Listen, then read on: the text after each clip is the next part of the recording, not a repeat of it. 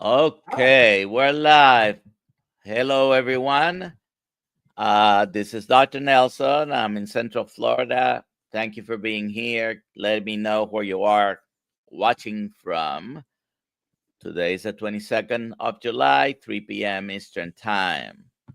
And we're live on Instagram and wherever you can get your Kilts channels. We're also live here. Thank you for being here. Put your questions in the chat. Please put them with a QQQ. I'll try not to miss them. I don't have anyone helping me with that today. So if you put your question with a QQQ, I'll be able to then address it. And today we're going to be speaking with Tony Colon. And let me, if you go to my description of my channel, you'll see a little bio for Tony. I'm gonna read it for you. Tony Colon is a 67-year-old who reversed over 30 years of living with diabetes in just 2.5 months. After 3 decades and reliance on up to 6 different medications, he took control of his health by embracing a ketogenic diet. This transformative journey, which later evolved into a carnivore lifestyle for the past 4 years, resulting in a weight loss of over 120 pounds. Tony went from a size triple X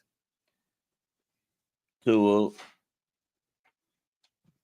a large shirt and a 42-inch waist down to a 34-inch waist, now maintaining a healthy weight of 175 to 185 pounds. He is a professional graphic designer, graffiti artist, and maker, born in Borikén. And I'm going to leave that there. I'm not going to explain what that is. Many people here may know what Borikén means, but we'll talk about it in a second. And he was raised in Brooklyn, New York. Tony is now passionate about sharing his story. He aims to bring his message of hope and health empowerment to everyone, especially the Puerto Rican and Latino communities, where he feels this vital information is urgently needed. So, welcome to the live stream, Tony. And you were just telling me you're in Brooklyn, New York. I'm in Central Florida. But like you, I was born and raised in Borikén. You want to explain to the audience? Do you want to explain to the audience? Sure, Borikén is the word, the indigenous word for Puerto Rico, which comes from the Taino indigenous people of Puerto Rico. And if you're from Puerto Rico, the island itself, but also from here on the mainland, Borinquen is the proper word that's used uh, uh, to identify Puerto Rico, someone who's from Puerto Rico. Yeah. And so, So, yeah. but Borinquen is the current Spanish iteration of the word, which was closer to Borikén Hmm. originally. And so we refer to people who are Puerto Rican as Boricuas. Right. Right. And it's a Taino language word. And many people use Taino language words very often, whether Hmm. they're Latinos or not, because if you are watching from June to November for hurricane season, guess what? Hurricane is a Taino word. Yeah. And if you ever uh, spend some time at the beach or in your house with a hammock, guess what? A Hmm. hammock, that's a Taino word. And Hmm. if you like Yeah. Hmm. barbecue, barbacoa is a Barbacoa. Taino word. And there Hmm. are many words that have uh, basically gone worldwide Yes. in common usage by many people that are from the Taino people who are the original inhabitants of Puerto Rico. And I've done my DNA. Almost a quarter of my DNA is from the Taino uh, natives. Have you ever Hmm. done a DNA test, Tony? I haven't, but my daughter has, and I think we are. If I can remember, I didn't really pay much attention. Maybe Ashkenazi Jews, um, Spaniard. There's some indigenous blood. I mean, there's a mixture. I don't remember, but they call us the rainbow people for something, right? For a reason, because we've our I mean, our history is a difficult one, but Yes. a colorful one, but yeah, no, it's you could be what do you call that, the word, etymological professor, Mr. Nelson, Dr. Nelson, because you know the meanings of the beginnings of words, and so they're really critical. Oh, uh, I love that. I love to know where the words come from and how mhm, to spell them and how to pronounce them correctly because English isn't my first language, so in particular, mhm, I want to pronounce things correctly. I just happened to be looking at my DNA mhm, less than half an hour ago, so I'm not going to tell you all the percentages, but I have certainly from Europe, multiple places in Africa, and mhm. the New World. Definitely a lot of where most Puerto Ricans are really very mixed Mhm. people. Anyways, so Tony, Yes. today we're gonna be talking about your journey. Mhm. So go ahead and tell us your story. Yeah, the big thing was Mhm. that type 2 diabetes for many years. So Yes. let's talk Yes. about that and how Mhm. what have you done? Okay. So just want to thank you for the opportunity to share my story. And when I say my story, it's many people's stories, and I am not unique. I am not special. There's thousands of people that have done what I've done. I just figured, realized it, found it out, And so I'll tell you my story from what I can remember because I wasn't like documenting. I fell into it. I bumped into it, and so as you know, diabetics go to the doctor 4 times a year, as you might know, to check their numbers. And basically, I was an ignorant diabetic for all those years because I really didn't question the doctors. I just went one day and they said, you need to take this because if you don't, you have to take it the rest of your life because of this, this, and that, because of diabetes. And I didn't pay too much attention because I had faith in the doctors and the hospitals and where I went. Long story short, I stayed ignorant. I just took the medication, ate whatever I wanted. They never told me anything else of what I should do. They might have mentioned, see a nutritionist, keep moving, exercise. And I did that because I was an athlete. I used to play sports all the time, but not for health. It was just that's what I did. Long story short, after so many years of going to, taking medication up to like 6 to 7 medications for diabetes, for high blood pressure, for cholesterol, for everything else to counter is the medication that you're taking. Um, uh, and still not knowing why I was taking all that medication, except that that's what I was supposed to do. Finally, went to about years back to the doctor, and he said your medication is not no longer working. You're maxed out. I was on metformin, Januvia, if I can remember, and it was at the highest milligrams. So he said, we recommend, well, we don't recommend, we think that you should start, we're going to start shooting, issuing you insulin. And at that point, I said, No, I'm not going to be shooting anything up. I'm not going to be doing insulin." And so I asked, "What should I do? Is there some another possibility for this?" And he literally told me, Your diet says you can eat kale." And I said, "Well, I don't like kale. I don't eat kale." And so basically, I guess he was trying to infer that I needed to change my diet or eat healthier. And so I did not, at that point, I come from the 70s where there was a lot of addiction to drugs and things like that. So I couldn't, my connotation to shooting something in my body was something that did not want to have anything to do with.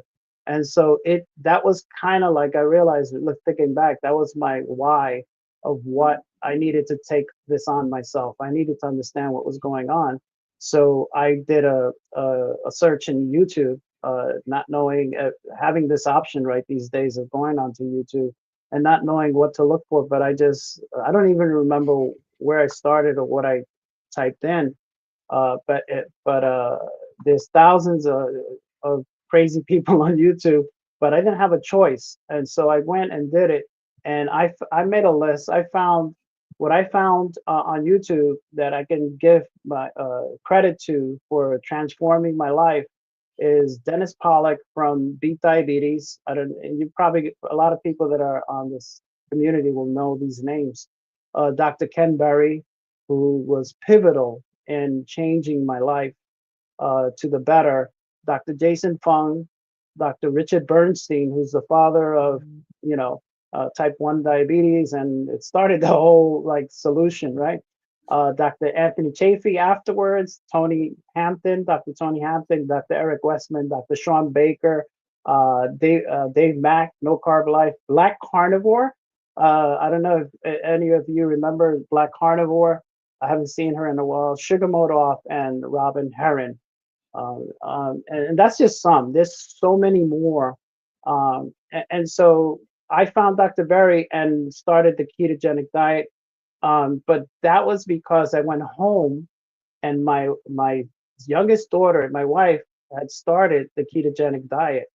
My wife was on paleo, and then she transitioned to keto because my youngest daughter was trying it out. And so for me, it was actually pretty easy to make this transition because I'm watching it on YouTube and affirming. And Dr. Berry was awesome because he was not asking for money. He was talking very plain. He was just, you know, a lot of he's very funny and very smart, but has a way of communicating that makes you comfortable and you're not pressured. And I just became a big fan. And I didn't believe, first of all, I didn't believe any of the things that I was hearing, because why wasn't this information everywhere? I said, I'm just one person. I don't believe any of this, but I didn't have a choice. I didn't want to start shooting insulin because I know that insulin to me represented death. That's what insulin shooting, that road was a road that led to death. And that was my understanding. I had no facts. I just saw that my community around me, that of those that are, or and so just I said, let me just give it a shot. Let me try it. And because my daughter and my wife were attempting this as well, it became a lot easier because my wife is an amazing cook. And so she got into the keto recipes and all of that. And that happened. And support is really critical. I didn't know it at that time, but was able to do that.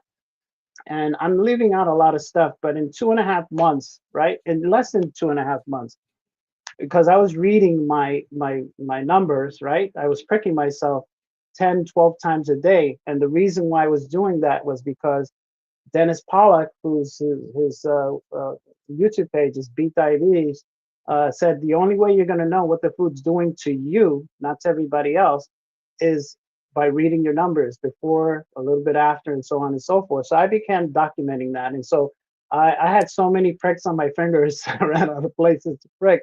But I learned, oatmeal spike my sugar, uh, plátanos, spike my sugar, rice and beans, all these things that I love to eat were just spiking my sugar, and a lot of the so-called healthy foods were spiking my sugar as well. And so that was the journey that started it all, for my understanding of what food does to me, and so I had to say goodbye to oatmeal, and something that I used to eat every day, and had to say to these things, not immediately, but slowly, and then uh, just realized, and then with the information and the science that Dr. Berry offered, I was able to understand, and then just continue this journey.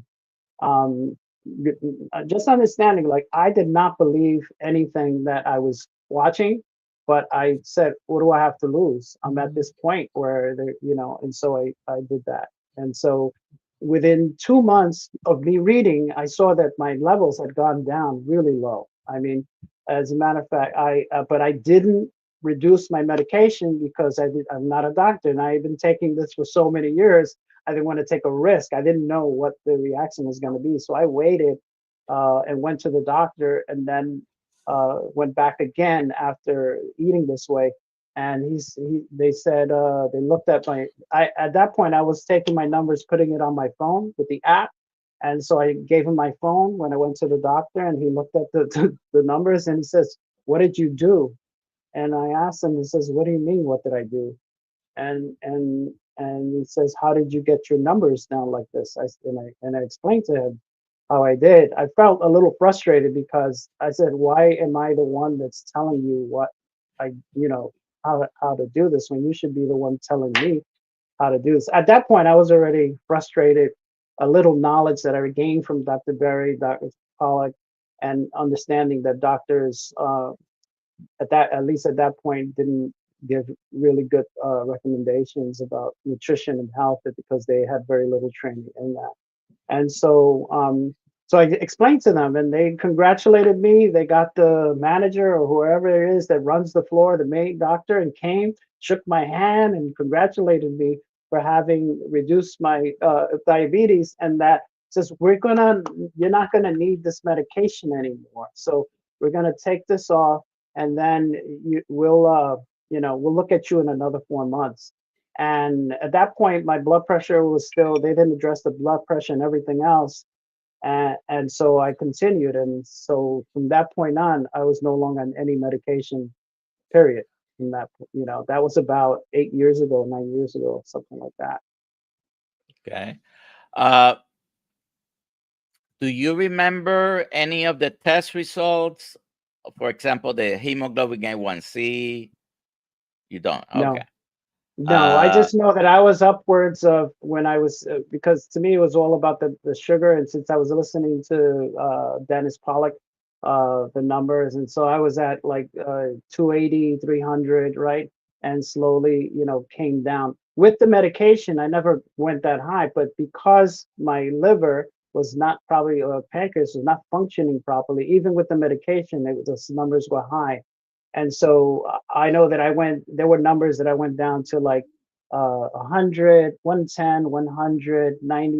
It slowly started going down. And that was another thing. They never showed me how to use the meter. They prescribed the meter for years, but I never really used it, or never really understood what it was about. But I learned how to use the meter through Dennis Pollock. And so I was able to understand what was going on. Yeah. So the numbers went from triple to double digit. All right. So you were on a bunch of medications. How many were you at that point? Do you remember at least the number of medicines? About 6. 6. And now you're taking none of those? 0. Okay. And you had a very good amount of improvement at the beginning, which, everybody will see to some degree, and Mm-hmm. some people will see it faster than others over the following months. If you change your diet, your blood sugars are going to get better. There is no question in my mind. Unfortunately, none of this information is new, by the way, Tony. Mhm. It's not that we have discovered something in the first part of the 21st century. No, this has been known for ages, right? Uh, and it is unfortunate that we don't use it like we should. Is doctors, part of the training is finding about the mechanisms that make you sick, the pathophysiology of diseases, and then how to treat them with medication. And that's the emphasis. We always are taught about lifestyle changes, and we should definitely try that first, but most doctors don't push on that. With diabetes, that should be the first thing. That should Mhm. be the first thing. And for over 30 some years, and wherever I am, I always attract, of course, Latino community. So what is the first advice I give to my people? You got to stop the rice and beans. Okay. Mhm. Well, that is a bad word for them. That's a. And the Central American, Mexico, and Central American countries telling Mhm. them to stop their tortillas is a Mhm. bad word. Yeah. It's like you're insulting them. No, doctor, how am I gonna Mhm. stop that? But you just mentioned several foods, right? Mhm. And Mhm. we think this oatmeal is so healthy. Well, let's see. 93% of the population is metabolically sick. So that's 7%. If you're metabolically healthy, my approach to them is do whatever you want. Whatever you're eating, the way you're living your life, you're metabolically healthy. Okay. Just, I'm not going to try to influence whatever you do. There's a good chance that those people are certainly not consuming refined sugar, ultra processed foods, and a lot of bad bad foods. But if you're not metabolically healthy, and that's 93% of the population, and this number is now worldwide, then you need to eliminate the things that impact your blood sugar a lot. And a bowl of oatmeal is one of those.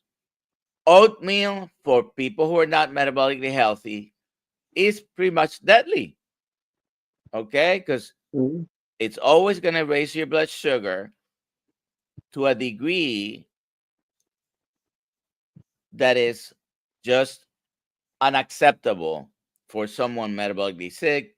Type 2 diabetes is the ultimate metabolic dysfunction. Okay. Mhm. So, yes, we are told it's healthy. Read the nutrition labels. Number one, even the most popular and best tasting oatmeal will always have added vitamins. Why? Because it's devoid of vitamins and they have to add artificial vitamins to it. Okay. And it's going to raise your blood sugar. One of the things that I'm glad you did was you paid attention to your glucose meter. You were just checking, and nowadays you can have a continuous glucose monitor, which will give you a result every 5 minutes. Mhm. So it's great because you have 288 measurements in a 24-hour period. And if you pay attention, you realize the foods that you're eating are affecting you. There are some people that have a continuous glucose monitor, but they don't look at it. They don't look at what's happening after they eat. So what is it? Why are you having that monitor on Um, if you're not going to pay attention? That feedback will help you make decisions. You already, mhm. if you're not following a a zero carb life, many people here are carnivores, but if you're eating plants and to any degree, any amount of carbohydrates, or if you're following a 20 gram or 30 grams or 50 gram a day, type of eating, you want to know what your blood sugar is, in particular, the first couple of hours after you eat. You have to look at it. If Mhm. your blood sugar went more than 30 milligrams per deciliter after you ate, at any point, you need to modify what you're eating. And if your blood sugar didn't come down to the baseline wherever you started, you need to modify what you're eating because yes, you're insulin resistant.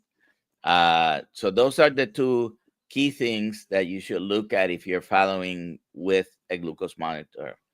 Uh, you don't want more than 30 points impact, and you want your blood sugars to come down within 2 hours.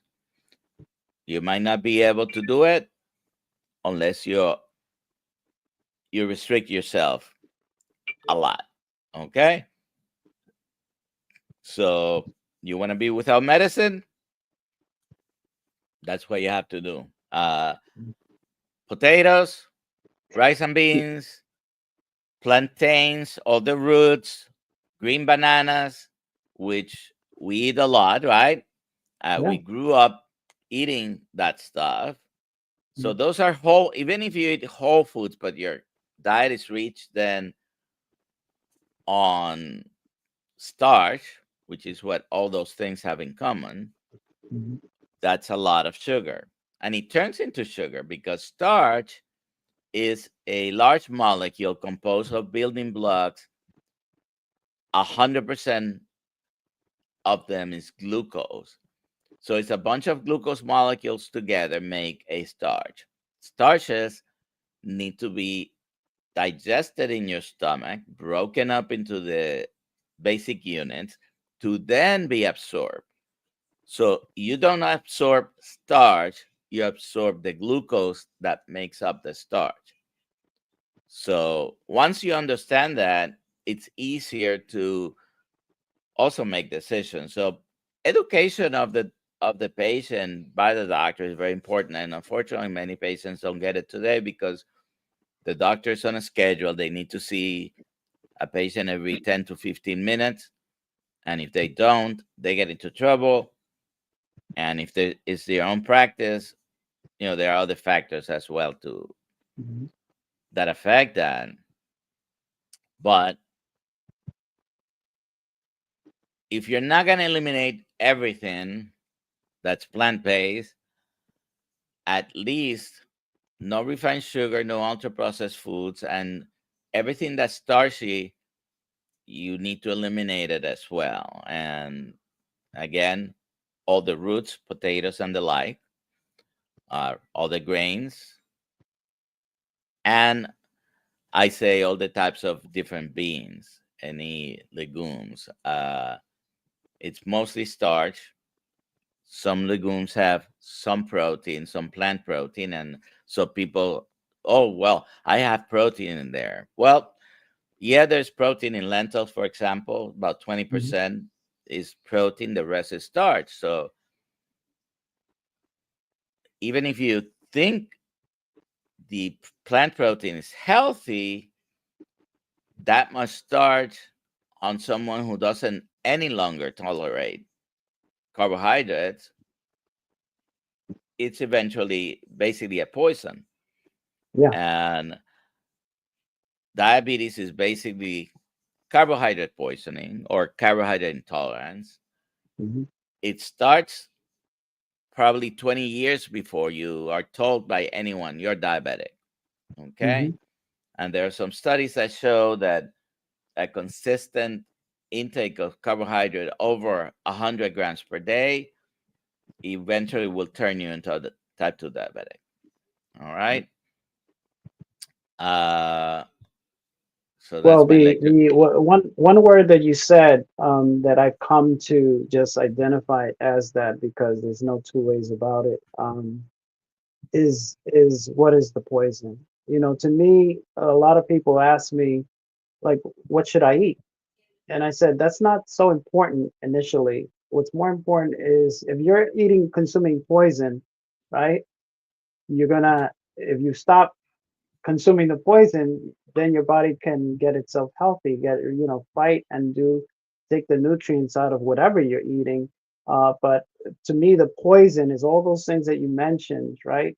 And the highly processed foods, that's not even food. I don't even call it food. And so if you stop the poison, your body has a chance, your system has a chance to fight back and get to a place where it's healthier. And so what I recommend to most people that ask me, because they see me, I'm 67 years old, I'm energetic, I don't look like I'm 67, I don't operate like I am. And so they're curious. And so I already know that I cannot give them the speech because they're going to think I'm crazy and all this and that. And so I tell them, well, just stop eating the poison. And what is the poison? Then I run down what that is. Try it. And you don't need to know what to eat or not eat. If you're eliminating the poison, even if the food is not that great, you'll be fine.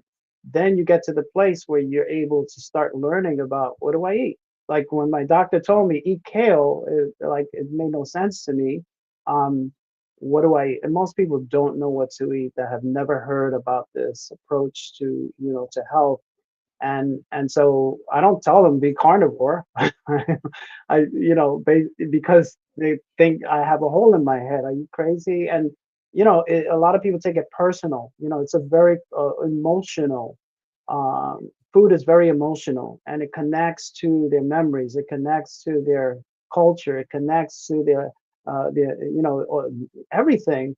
And so you're telling them to stop that, and nobody's going to tell me to stop, my passion, my fun, what gives me joy. And so I have had to adjust so many years to not even talk about it most of the time, because they don't really want to hear it. They don't realize they're addicted, and that I'm not trying to take away their fun. I'm just trying to offer them health, based on what happened to me. So it's almost like telling them to switch their political party or change their religion. Hmm. Those are Yeah. topics that sometimes you can talk a little bit about them, depending on the person, Hmm. but most of the time you need to avoid them because they'll always bring controversy. Hmm. Okay, Yeah. Yeah. uh, Hmm. so telling them to change the way they eat is almost to that level. And Yeah. the way I look at it is, if you can tolerate it, go at it. If that's what you want to eat and you are able to tolerate it, and it's not the opinion of the person only whether they can tolerate it, because if they're metabolically sick, even if they don't want to admit it, they can tolerate that stuff. So when I have a patient, sometimes I have to, let's see what you're eating, let's see what we can cut. Hmm. And I remember having someone who was telling me, well, she couldn't give her apple. Okay. And a medium sized apple is about 20 grams of carbohydrate. So my rules for fruit are these: if you're going to eat fruit, cover your ears if you're carnivore. But uh, no, because you're already doing the right thing. I agree with you Hmm. in that Hmm. sense. But if you Hmm. insist that you must have fruit, otherwise you die, Hmm. because I've had those expressions. No, I if I give that up, I bet I'd rather die. Okay, Hmm. well, never eat it by itself. Okay, which means don't use it as a snack in between meals. You have to. Hmm. Okay, so rule number one: no, never eat it by itself. Rule number two: never drink your fruit. Yeah. Okay, and rule number three: have it only as a dessert after your heaviest meal. And if you think about it, that's going to give you the least of the or the lesser impact on your blood sugar. Mhm. And also, if you're already not really tolerating carbohydrates, you probably shouldn't do that more than once a day. So even having a low glycemic index foods or fruits with a lower amount of carbohydrates, you shouldn't eat them by themselves. Mhm. Yeah, If I you're have a phrase that I came up with, or I don't know if I came up with it, but a cow a day keeps the doctor away, as opposed to an apple. An apple actually invites the doctors if you have an apple a day, especially if that's the thing you have first. And uh-huh. children, what do they give them? They give them an apple so that they can keep their mouth shut and occupied while the parents are doing what they're doing. And they see it as a health, as a healthy thing. And I don't see it that way anymore. I understand the perspective, but that whole, you know, oatmeal is heart healthy, apple a day keeps those, to me, those don't aren't true anymore. Yeah, And the especially. one of the newer shirts that we have with the Kills Mighty Tribe, and Mhm, I think the first time I saw it was in Boston in our meetup. It says, "A steak a day keeps the doctor away," okay. and it has the word apple crossed out.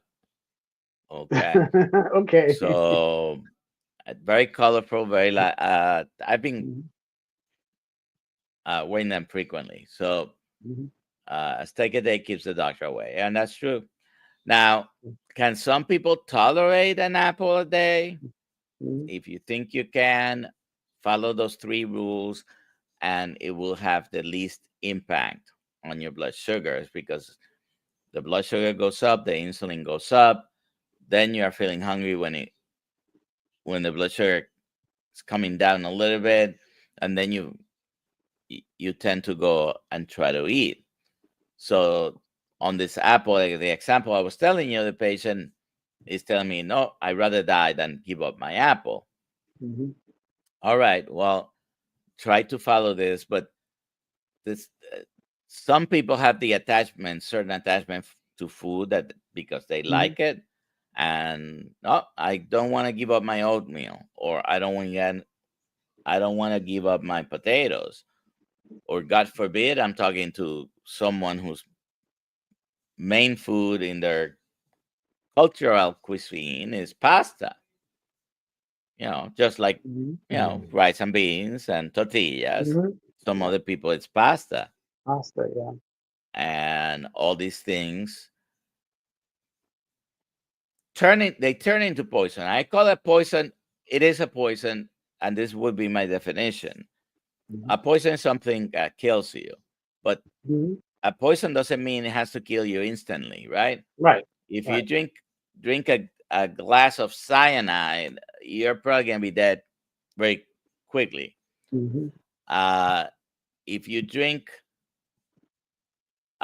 anything pure of sugar, or if you have sugar and you're diabetic or you're metabolically sick, then that chronic excessive carbohydrate consumption over the years is poisonous to your body because you're going to end up with all the chronic diseases that mhm, we know about. And there are mhm. 30 to 50 different diseases that are because of the same thing: chronic It's excessive essential. carbohydrate consumption. Yeah, it's essentially a time bomb, basically. You don't die, Yeah. you end up dying. We all die, right? But the quality of your life, your every day, it's ticking, ticking, ticking, and different things are happening.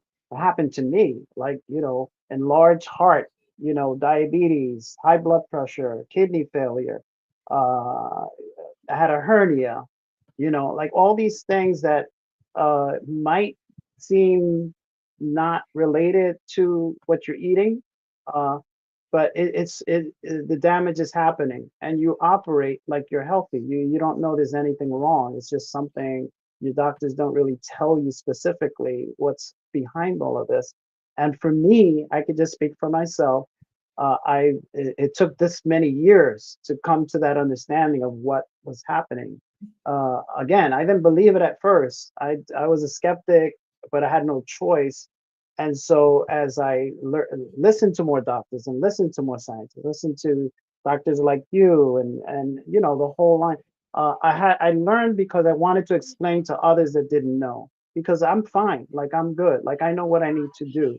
I've overcome, and I've at my age I feel better than most of my life in the middle life. because I was lugging around all that weight.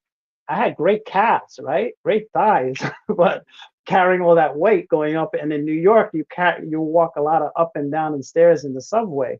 And I had a studio. My studio was in the city. You take the train. So all this weight that you're carrying around, but you have that inflammation and you have the belly and everything else that's going on. Your pancreas is struggling, your kidneys struggling, your enlarged heart, the inflammation in your brain.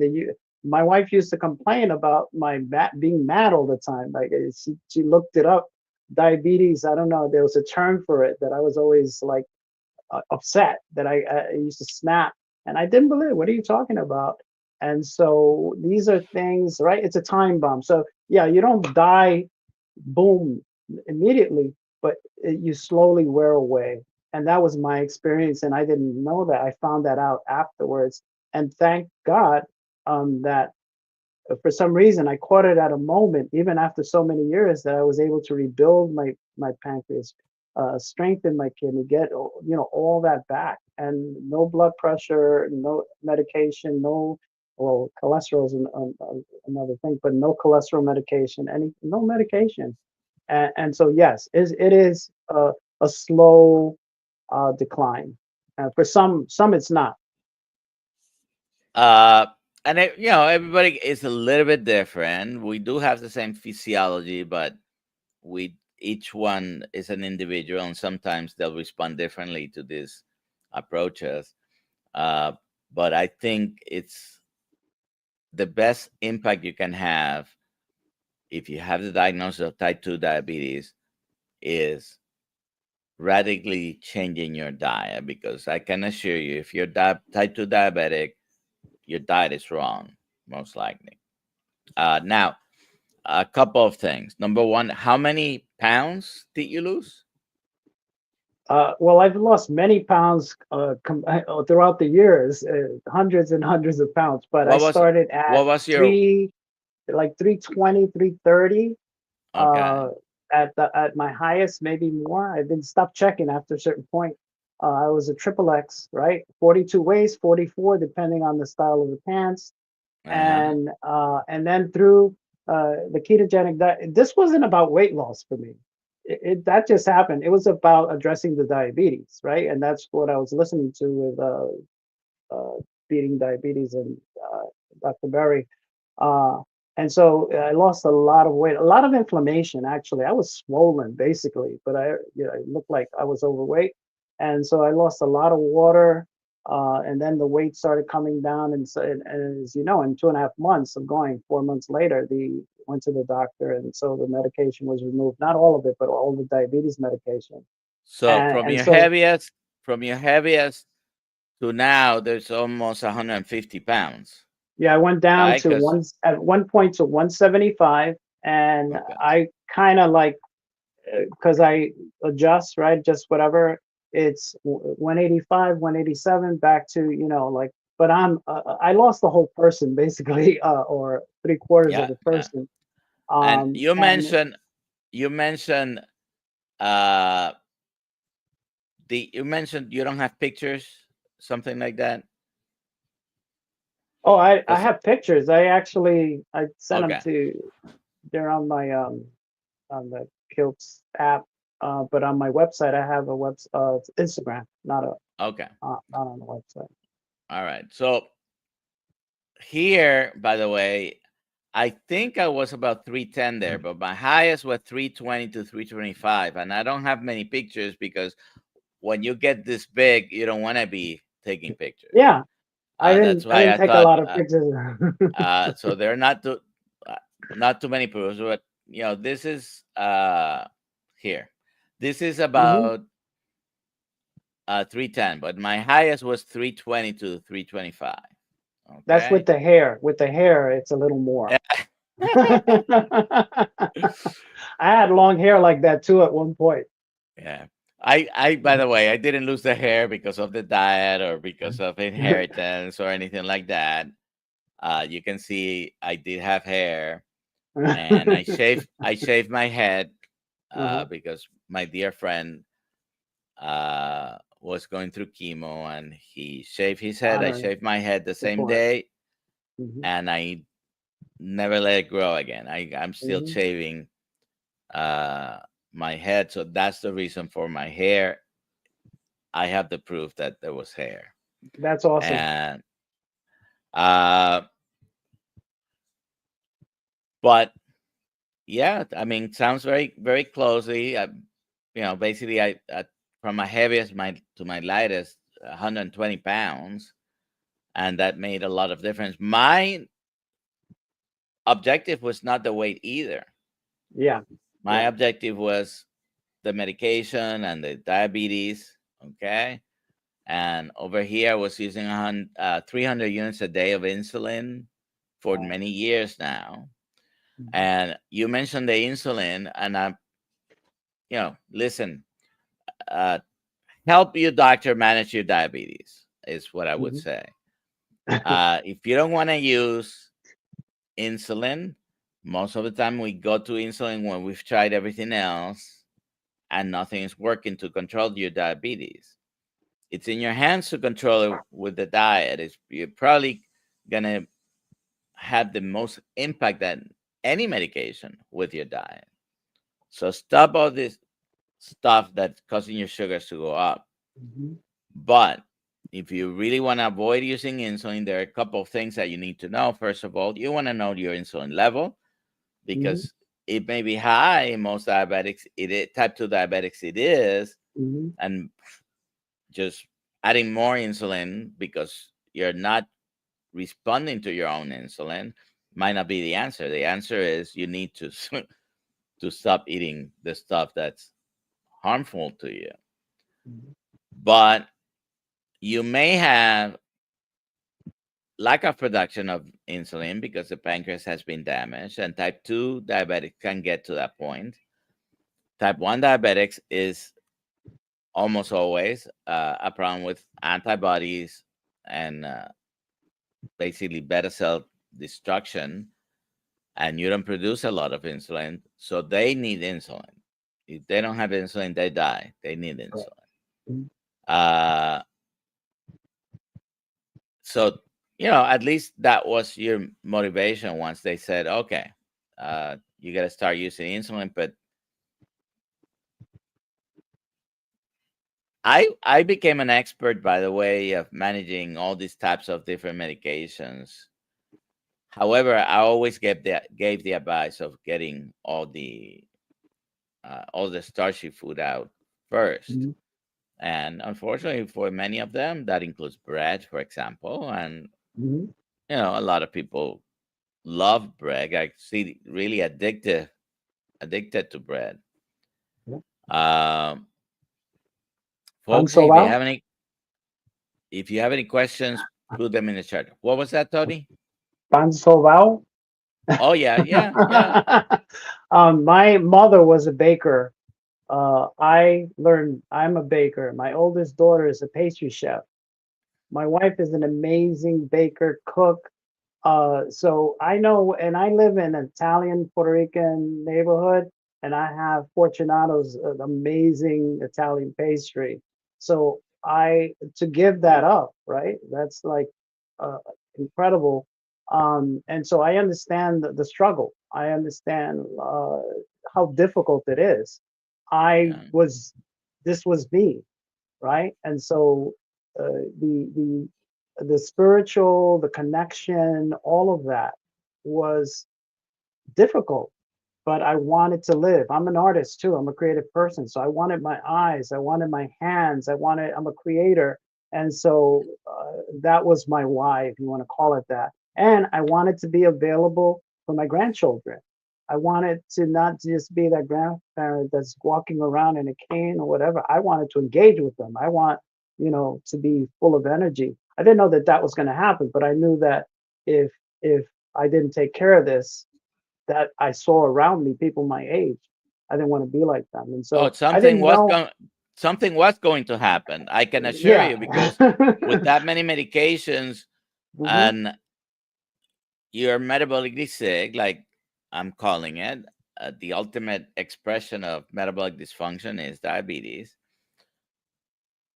You Diabetics don't die from diabetes. Okay, No. it's rare the patient that dies from an acute diabetic coma or ketoacidosis. That's Hmm. a rare. Hmm. They die from the complications of Complications. Yeah. diabetes, Hmm. the kidney Correct. failure, the heart attack, the stroke, the peripheral artery disease that ends up in gangrene and having to Hmm. cut your extremities. And they start with your toe, then the Hmm. foot, then the ankle, the leg. I mean, Hmm. it and you can improve your odds a lot. Hmm. Maybe you're not going to decrease your risk of dying, but you will decrease your risk of getting any of those. And even if you don't have an impact on your life expectancy, you improve your quality of life. So you can enjoy your grandkids, your Yes. family, so you can enjoy the other things that are important in life. Now, Hmm. let me ask you Hmm. about uh, culturally, Hmm. Latinos, Puerto Ricans like to Hmm. celebrate everything and anything. Yes. Hmm. So you have a gathering for whether it's someone's birthday or someone's wedding, on Uh-huh. someone's just every holiday, and Hmm. everything involves food. So, Correct. what does your family or has I mean, it's been several years now. How Oh does your yeah. family react to the way you eat? Hmm. My three girls and my wife completely support. As you know, they started, the young one and my wife brought this into the home. And it just makes it would just so happens that I was at this point where I needed something like this. And so Mm, they've supported me. I've actually transitioned to carnivore beyond them. They're still doing some form of it. But I get full support when I go to my job or, celebrations. I just go for the meat and don't eat whatever's there. When I used to go to church, used to, because my church shut down for a little bit. I would say, can you bring some bacon? They used to bring bagels and all these, baked stuff. And then I spoke to the people there and explained, and they were so nice, right? They understood, and they saw the transition slowly. They saw me melting away. And I said, I just can't, it's not healthy for me. I can't do this anymore. But if you could offer me some bacon, I'll have some bacon or something as a snack while you're there. But so it was a learning process for myself to know how to approach people or explain, because it's really strange and weird. You don't eat vegetables, you don't eat fruit, you don't eat bread, you don't eat, you know, Zeppos, or you don't. or they see that there is arroz con gandules and you're Mhm. not eating it. Yeah, What's yeah. wrong with you? Exactly. Do you are uh, you rejecting my love? You know, and because that's it's how it associated. translates. That is how it translates to some people here. Yeah, I made something for you, and usually it's yeah, some yeah. sort of cake or pie, Hmm. and they feel insulted when you don't eat something because Hmm. it is a demonstration of love. I Yes, mean, of course, for i- sure. if I love you, among the many things I'm gonna do is feed you. And Yeah. let me tell you, I've come from a relatively large family. Hmm. My mom was one of 10 siblings. My dad was one of Wow. 7. And as a rule, you got to a family's house, and the first thing they would say, you want something to eat?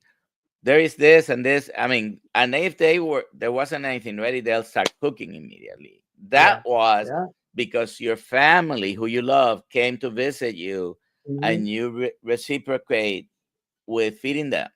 All Yeah. right. So it is a cultural thing. So you have to also be careful, when you say yes or no, because Hmm. uh, my grandson offers me things that he's eating, and Hmm. I make believe I'm eating them. Hmm. Yeah. Sometimes he offers it to me and then takes it back. Yeah. They're That not that's appropriate. They're not appropriate foods for me to eat. But if I had to eat it in front of him, I probably would. yeah. Yeah. I'm Yeah, not gonna lie. I end up not having to do it, but yeah. There at are least you those have the moments. There are those moments that I weigh everything, and it's not always about me. Like because I got the knowledge, at a point I know what I need to do, right? But so I pick and choose these moments that are to me more critical that I oblige than not. And so that's for me to decide, not for them. But at this point, most people already know, oh, he doesn't eat. Don't They don't even offer me because I appreciate it, but no thanks. And they, oh yeah, I forgot. You don't. Yeah, it's like, and because they see how I am now, how I appear. They understand it's not just a diet or something that I'm, like yeah it's a fake thing. And I really care about people. I really do. And so I don't want, there's a way to address this and present this now. In the beginning, I wanted to everybody, you need this. You gotta have this. I'm a Christian, right? And so it's harder to talk about nutrition than it is to talk about God to certain most people. It's the correlations are very similar. So I have this understanding. I'm not the type that hits people over the head with my belief system either. But I've learned that I can't do that with my new lifestyle and how I eat and stuff. And so, love and tenderness basically yeah is the long term approach for me to share this. And my how I live and how I am to me speaks the loudest these days. Because I was there, I knew like I didn't want to hear that back in the day. I didn't want to hear it. I didn't even know it was a thing. And you came to me with, you can do this and you can do that. And I'm like, you can sell me a bridge too, right? Like I would not believe it. I wouldn't even consider it. So having this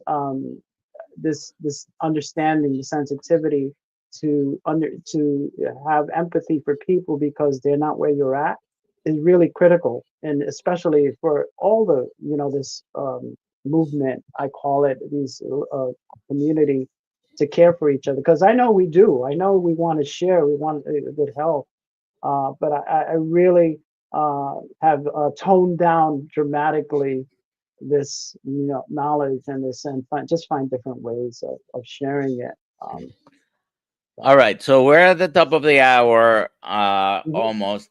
So I want to take this question, and mhm, it's basically Lizzie's asking about salt. mhm. uh Yeah. do you eat a lot of salt? Oh, awesome. Yeah. Tons of salt. Yeah, I got Okay. to watch out because I might get high blood pressure, right? But, no, salt. I salt everything. I drink, what I normally drink is seltzer, water or seltzer. And generally it's seltzer and it's plain seltzer. I'll throw some salt in there. Obviously the correct salt. And I'll salt my steak.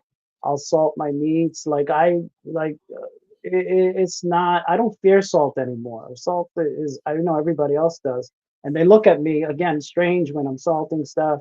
And so yeah, no, salt is a plus. Salt is awesome. You know, I it's put salt not. in what I drink, everything I drink. Okay, I Yeah. want to take one more question, Hmm. and then we're gonna be off. But I saw this from Juan Vasquez. I don't know where you're from. Very often, many family members misspell our name.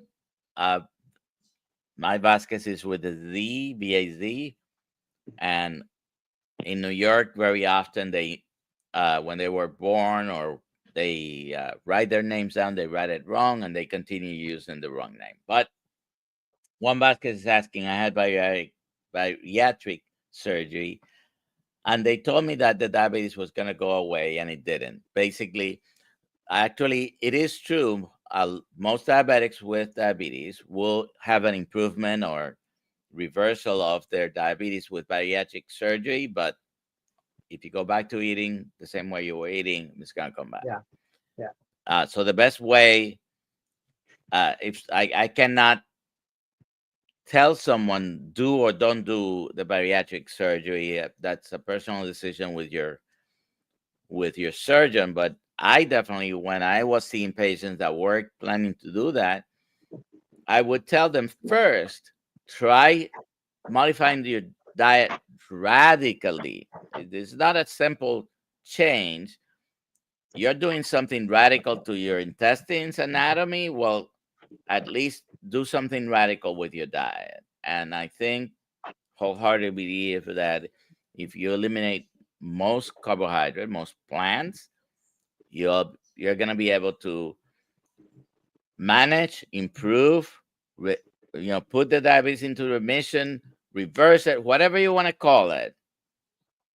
You're gonna be 100 times better. Okay, Tony, where can we find you?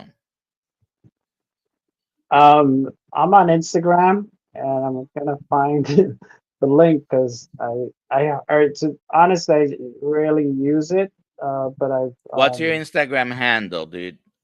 yes, I'm gonna tell you right now. Um, Okay, it's SST3 underscore carne, CARNE.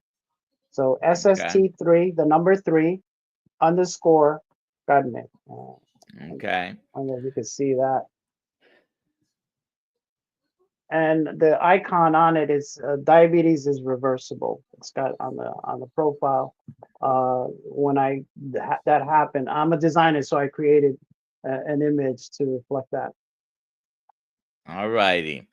So thank you for being here today. Thank you, everybody who was here today. We'll be with you again at 6 a.m.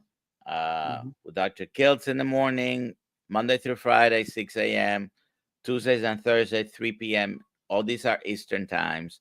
And if you're a Hmm. Kiltz Mighty Tribe member, on Mondays at 5:30 p.m., we have our Zoom call. By the way, today is my day number 13 of fasting, Hmm. and we'll see how long I last. I'm taking it one day at a Hmm. time. Hmm. At least Friday will be 16, or Saturday will be 17 days. I'll see how I feel then. I'll be in Montello, Wisconsin, with the Healing Humanity people. Dr. Kills will be there. Dr. Hampton will be there. Hmm. And the following weekend, we're in Orlando at Champions for Health uh, conference. So have a good day, everyone. And we'll see you around. Eat meat. Thanks again for the opportunity. And I don't know if you noticed on back of me, there's a what? Do you know what that is? To right here. I don't see it very clearly. What is it? Uh, Oh, I see. Okay. It's just that the back, the white doesn't contrast well, right. but that's a little house, country house from Puerto Rico style Yeah. country house. Yeah. All My right. wife made it out of paper, but we're both artists, so just wanted to include that in the background. But thanks again. Have a good day. Have a good day, everyone.